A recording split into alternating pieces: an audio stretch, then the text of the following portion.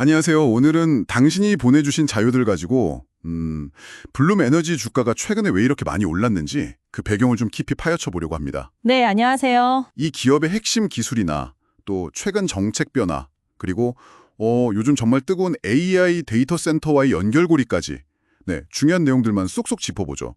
바로 어제였죠? 2025년 6월 30일 미국 상원에서 어떤 법안 내용이 공개되자마자 블룸 에너지 주가가 10% 넘게 급등했다고요? 네, 맞습니다. 아주 큰 폭으로 올랐죠. 이게 도대체 어떤 의미가 있는 건가요? 이게 핵심은요. 미국 세법 45V 조항, 그러니까 청정 수소 생산에 대한 세액 공제인데요. 이 혜택을 받을 수 있는 프로젝트 착수 기한을 연장할 가능성이 커졌다는 겁니다. 기한 연장이요? 네, 상원 법안을 보면요. 기존의 하원안에서는 2026년 초 정도로 예상됐는데 이걸 2028년 1월 1일까지로 그러니까 2년이나 더 늦춰서 제안했어요. 와, 2년이면 꽤 긴네요? 그렇죠. 수소 1kg 만들 때마다 최대 3달러까지 세금을 깎아주는 건데 이 제도가 더 오래 간다는 기대감이 생긴 거죠. 이게 블룸에너리의 그 수소 관련 사업 전망에 굉장히 긍정적인 신호로 작용했고 투자 심리를 확 개선시킨 겁니다. 그래서 주가가 급등한 직접적인 원인이 됐다고 봐야죠. 아하, 그렇군요. 그러니까 정책적인 바람이 아주 세게 불기 시작했다, 이런 거네요. 네, 맞습니다. 근데 이런 정책 변화가 아니더라도 이 블룸 에너지 자체가 가진 기술적인 매력도 상당할 것 같은데요. 도대체 어떤 기술을 가지고 있길래 이렇게 주목을 받는 건가요? 블룸에너지는 고체 산화물 연료전지, 줄여서 SFOC라고 부르는데요. 이게 아주 핵심 기술입니다. SFOC요? 네, 이게 뭐냐면 천연가스나 바이오가스, 또 수소 같은 연료를 태우는 게 아니에요.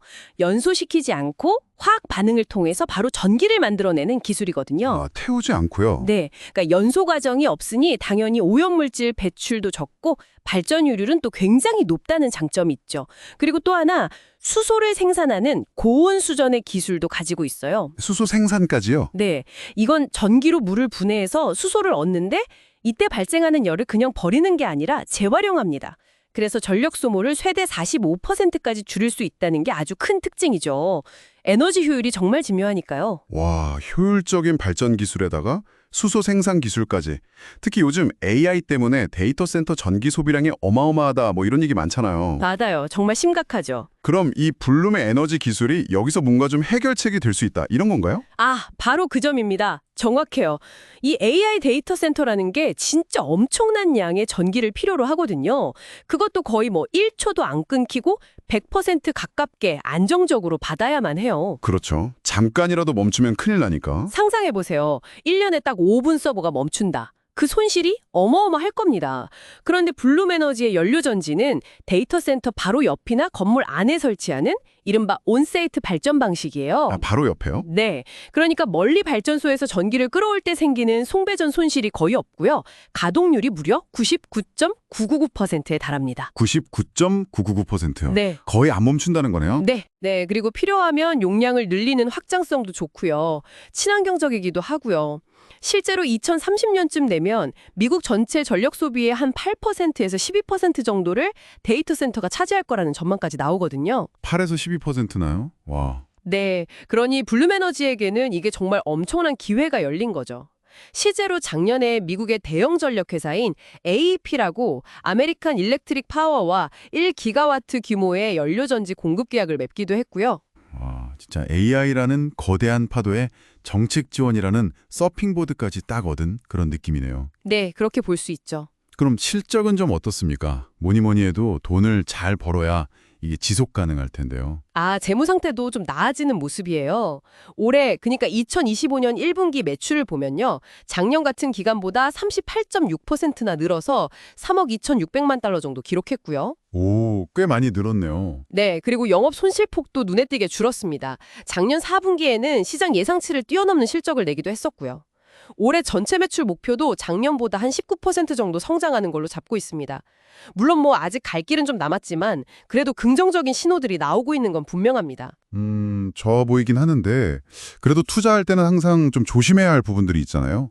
어떤 점들을 좀 유의해야 할까요? 네, 맞습니다. 아무리 전망이 좋아도 위험 요인은 항상 있죠. 우선 재무 구조가 나아지고 있다고는 하지만 여전히 부채 규모가 좀 커요. 올해 1분기 기준으로 보면 20억 달러 이상이니까 이게 적은 돈은 아니거든요. 20억 달러. 네, 크네요. 아니면 예상치 못한 시장 변화 같은 것도 실적에 영향을 줄 수 있겠죠. 그리고 단기적으로는요, 뭐 내부자들이 주식을 판다거나 하는 그런 이슈 때문에 주가가 좀 흔들릴 수도 있고요. 네, 그렇군요. 자, 그럼 오늘 내용을 좀 정리해보자면 블룸에너지의 최근 주가 상승은 수소 세액공제 연장이라는 어떤 정책적인 기대감, 여기에 AI 데이터 센터 확산이라는 시장의 큰 흐름이 딱 맞아떨어진 결과다, 이렇게 볼 수 있겠네요. 네, 그렇습니다. 물론 그 바탕에는 SOFC나 고온 수전에 같은 자체적인 기술 경쟁력이 깔려 있는 거고요. 오늘 저희가 나눈 이야기가 당신의 판단에 조금이나마 도움이 되었으면 좋겠습니다. 네, 그리고 마지막으로요. 오늘 저희가 다룬 내용을 바탕으로 당신께서 한 번 더 깊이 생각해 보실 만한 질문을 하나 던져드리고 싶습니다. 네, 어떤 질문인가요? 이 블룸에너지처럼요. 특정 정책 지원, 예를 들어 45V 세액공제 같은 거, 그리고 특정 산업, 뭐 AI 데이터 센터 같은 거죠. 이런 성장에 크게 의존하는 기업 모델을 한번 생각해 보죠.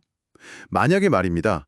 미래의 정부의 에너지 정책 방향이 지금 예상과는 좀 다르게 바뀌거나 혹은 에너지 저장 기술, ESS 같은 분야에서 정말 혁신적인 기술이 불쑥 나타나서요.